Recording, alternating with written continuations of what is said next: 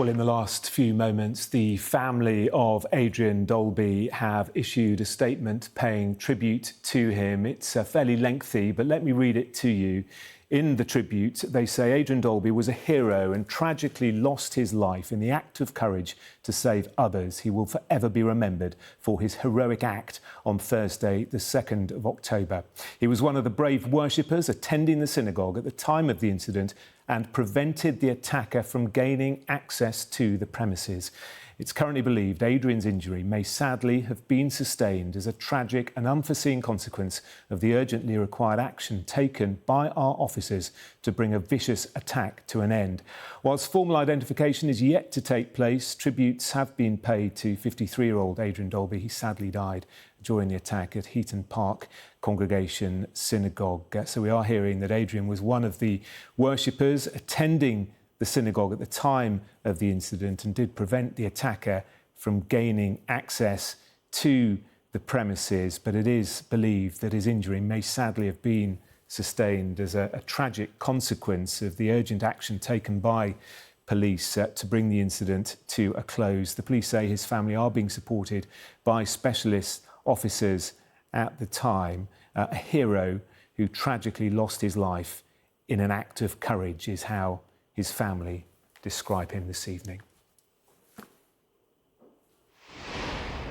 Well, our correspondent Katie Barnfield is in Crumpsall this evening. Just tragic, isn't it? That police statement and also the words of the family saying that their beloved Adrian Daulby died trying to save others.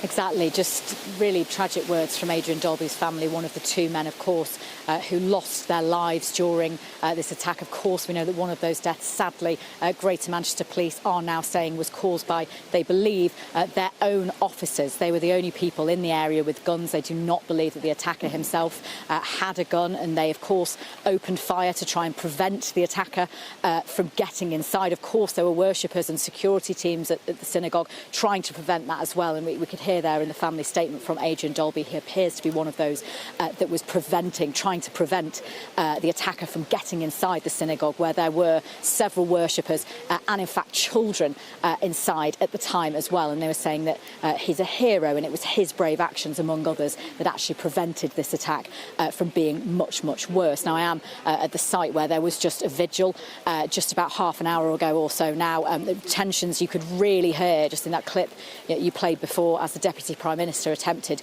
to take the stage. He was heckled by several people. He was booed before he even tried to take the stage. I think emotions really here in Crumpsall are starting to reach boiling point now. There were several people shouting things at him like stop the marches, and I actually spoke to one of those people that shouted at him, that heckled at him, a woman named Joanne, and she said that she just wanted to be heard, and she said she was feeling extremely frightened. People around her were feeling extremely frightened, and she told me about some of the anti-Semitic abuse she herself had faced, including people saying things like go back to Israel. And she said, well, I was born here, I live in Manchester, I've lived in Manchester all my life. So there is deep fear in the community around here, which spilled over into that vigil this afternoon, which was intended to pay respects and to honour those two men who lost their lives. But as you know, community tensions around here are really reaching boiling point. There is a lot of fear among the Jewish community around here as well. In fact,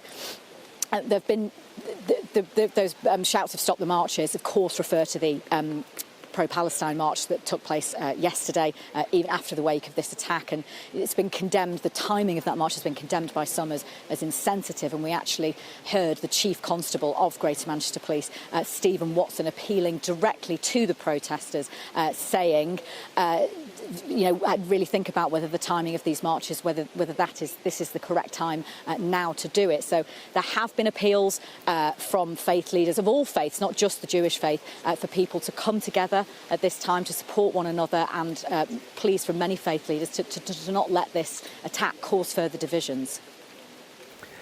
And Katie, obviously we've had confirmation that Adrian Daulby lost his life, presumably as a result of a tragic accident involving the police, as you were mentioning. What is the procedure now from the police's point of view?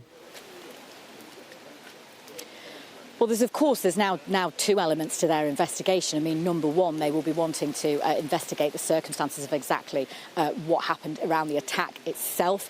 The attacker himself, Jihad al-Shami, they will want to be investigating the motivation for this attack. We haven't had that confirmed yet.